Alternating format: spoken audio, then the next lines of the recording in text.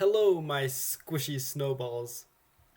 Now, today is New Year's Eve here, Friday night. So, what am I doing? Obviously, I'm alone in my room doing chess. And not just any kind of chess here. Let's do some blindfold chess and blindfold blitz because who has the patience for anything more than 5 minutes, right? I do, but surely my viewers don't. Maybe I'm making too many judgments. Anyway, the way this is going to work is, as you can see, we have an empty board, right? But wait, is it really empty? Actually, you'll be happy to know that there are pieces everywhere. You just can't see them. That's the trick. So I'm going to be playing by dragging the pieces, and that's how I make the move, but I don't actually see the pieces, so it's a bit tricky. So you can see actually the move is written down here. E4 is the move, and also you can see it like this. So that's how I at least know what's going on. Right, so E4, E6, I've just played a French defense. Now, this account I'm actually exclusively playing blindfold chess games. So my rating here, 1410, is true. It's it's what it's come to after many blindfold games. Hopefully I am improving. So yeah, the tricky thing actually is, I mean, even in this game we're seeing, I've never seen this Queen E2 idea against the French. Maybe that says something about me, or maybe it says something about my opponent. Okay. I'm not used to doing this while talking, so I actually already lost track of the pieces, but at least I can see the moves here. E6, Queen E2, C5, Knight F3, Knight C6, G3. What the heck is going on? I don't really understand this, but I'm just going to get my D5 push in. Because it seems like Queen E2 is pretty counterproductive move. The only thing it does is prevent D5. But now that I've gotten out of this pin, okay, good, I can do arrows. Now that I've gotten out of this pin by placing my bishop here, yeah, there's a bishop there. I am good to play that. Okay, so now it's gotten to a kind of King's Indian attack type setup. Okay, is there a knight here? I don't remember. Okay. How about we develop a knight? So yeah, I don't always do the French defense, but I think at this rating level, right around the 1400s, I think it makes a lot of sense because, okay, maybe I am just wrong about this, but it's my sense that at this level, everyone kind of does E4, E5, and just doing something different than that is already very powerful in its own right to throw your opponents off, though it is, of course, objectively quite quite okay opening as well. It's known as like one of the main four responses to e4 for good reason. It's very solid. So now I'm actually going after the e5 pawn. Okay, yeah, my opponent is guarding that with the pawn. So I'm seeing the pawn structure here. You know, my opponent has pawns there. I have pawns here. I hope c5. Yeah, c5. Okay, but do I want to resolve the tension? No, I don't. I only want to resolve the tension if I'm really gaining something concrete there. So I'm going to try expanding on the queen side. I don't know what to do about my king. It's still on e8. And I don't really feel fully comfortable castling into the opponent's potential attack because, as you know, or maybe you don't know, now you know, if the pawns for white are facing that way, that's kind of white's easiest place to attack, like over on this side of the board. So I don't really want to put my king there, unless I have to. I don't know what it would mean to have to do that, but I don't want to find out. Okay. So the point is the e5 pawn is currently defended well enough. I think I should take with the bishop. Maybe f2 can get a little... No, not that weak. Okay. Ooh. I'm going to try just developing this. Maybe I can at least queen queenside castle if I'm ever desperate enough for that.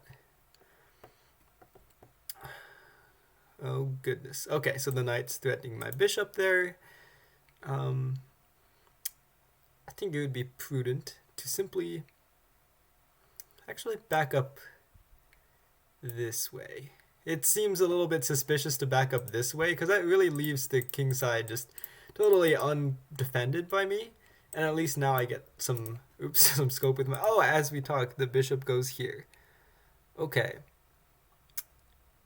I'll take. So then that distracts the knight, and I can take on e5. Yes, I did. Oh, what? Okay, yeah, that's what I thought. Now... Okay, I know this is like the greediest thing imaginable, but I play that for the pawn. If I don't take the pawn, I just kind of conceded a trade for nothing, so I might as well do it. Maybe not the... Oh my goodness, checkmate threat, I think. Okay, yeah, and my queen's threatened. Okay, I'll defend that. So, yeah, it's tough playing Blitz with this. I just noticed I'm down to 22 seconds. Oh my goodness. Oh, that's a nice tactic. Okay. What's this? It's a knight. Yeah, I'm just losing here. Wait. My queen's there. Okay, yeah, I just fell apart here. Right there. Yeah, okay. It's time for resigning. So what happened there? Oh my goodness. I need to learn how to do checkmate with the rook. So true. So if we look... Okay, we can see the pieces if we go board in pieces. Yeah. Not blindfold, but let's do alpha. We're going to be a true alpha male and analyze this game with the... Oh. With the pieces being visible. Okay, but they're still not visible. Oh my goodness. Okay, chess.com is tricky sometimes. That's not what I meant either. So, yeah, alpha, save. I think what happened there was I played very unsoundly, but I didn't really realize how unsound I was because I couldn't see. It's tough. So yes, this is interesting. Honestly, it's not as bad as I thought immediately. I think c5 was a reasonable response by me, kind of morphing it into a con Sicilian where this maybe isn't the most logical move by white. So where did I mess up? Okay. I'm really fantasizing about something about this bishop. It became a horrible piece. Knight d4 maybe is even reasonable here. Okay, yeah, here I should be fine. Okay. I don't know why I didn't just take. Because I think it's most logical, in response to a central pawn trade like that, white really needs to get the knight to be able to capture there. Because if I can take and the queen is forced to take, I think that's quite pleasant for me. I mean, I at least have still some stake in the center, and I can just develop the knight after that with tempo on the queen. So maybe I'm not much better, but how much can I really ask for here? Because now after e5, I'm definitely having a more cramped position, right? Space is essentially measured by how far forward your pawn has moved. It doesn't matter that I have 3 pawns moved out. It just matters that white's pawn has come this far, right? So white's pawn is taking away squares from my pieces, and also white can quickly bring in the next pawns, as happened. So one way I could try to prevent this d4 expansion would be to put my own pawn there, but that looks quite risky because this would cause the middle of the board to open up a little bit, and I think white is certainly safer there. So I don't want to open things up when my opponent is more ready for confrontation there. But I do think a wise way to stop that, looking back, would be to put my queen here, not here. And the reason is, if my queen is here, that actually adds another attacker to the d4 square, right? It didn't matter that I threatened this pawn, because my opponent's going to push this up anyway, and it's quite solid there. Yeah, all the things I would have done if I could have seen. Yeah, I thought about bringing my bishop out more simply this way. I mean, of course, I'm not just going to blunder my bishop here, but if I could somehow support it. Already, I'm not a super fan of my position, but I'm sure it's okay. It can't be that bad. One idea is even, yeah, I mean, get my bishop out, play slowly, and if I can queenside castle, I think that dodges many of White's strongest plans, because when White sets up the pawns like this, it's quite clear the attack is, or what White's attack will be focused on the king side, especially with maybe a knight maneuver like knights can't go that way, like this. I know, pretty strange, but it unblocks the f pawn and then this and that. So it's clear that my king does not want to be this way. So I should have taken that into account and just rapidly developed the queen side so that I could be safe there. Yeah, no, the opponent opened this up. I'm not even sure that was a great decision, but I'm sure I reacted poorly. So this pawn looks weak, but is there any way to actually target it anymore? No. Yeah, I think it's true that bishop here makes sense. Okay, this is where I went a bit crazy trying to take the pawn. I went crazy. Yeah, I mean, it's not going to work with my king in the middle. It's as simple as that. Violated one too many principle. Okay. Yeah, I mean, still in this position, I think I am hanging on. Or maybe even it's not worse for me if I simply go h6. What's the bishop going to do? Obviously, if it came here, I think my opponent wanted to take. Then I take back with the knight. And I'm kind of a fan of this type of structure. The one disadvantage is I'm left with the light square bishop, which is the bad bishop in this case. But it's quite safe for me. I mean, my knights can control a decent amount of squares. I'm still flexible about which way my king is going to go. Point is, I'm not losing. And once you play a losing move, it's like, any move but that, please. Well, okay, then you'd find an even worse move. But anyway, I think this is where I really lost it.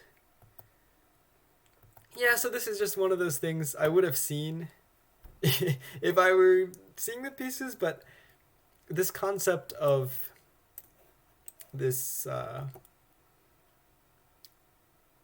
lines against my king still in the center is just something I should work on more, I guess. Is there any way to save it? I'm thinking about a counter strike on the queen, right? Because wherever I move my queen, since this pawn is pinned, the rook can come in and take, which was a good find by my opponent. Actually, this move I think quite strong. So I'm thinking about a move like g6, right? If the rook takes my queen, I take the opponent's queen. So I think if I wanted to survive even here, I could try g6. Maybe it makes most sense if the queen moves somewhere like here. And yeah, I mean, the other thing is with this pin from this side, right? Once my queen moves the pin on this pawn, this could also fall. So a good chance I'm not even going to be a pawn up. Yeah, I mean, I prefer White's position even after here. Because if I put my queen this way, my everything is in trouble after the queen invades here, threatening this. You get the picture. Too many arrows. So, moral of the story is the king. I mean, it's what I tell beginners. It's what everyone tells beginners. It's what I need to tell myself. Just get the king out of the center, to one side. And the game would have gone longer. Thanks for watching. I hope you enjoyed as much as I did, because I think it's quite an enjoyable challenge. And let's hope for 2022 full of epic blindfold games, even more epic than this one. See ya.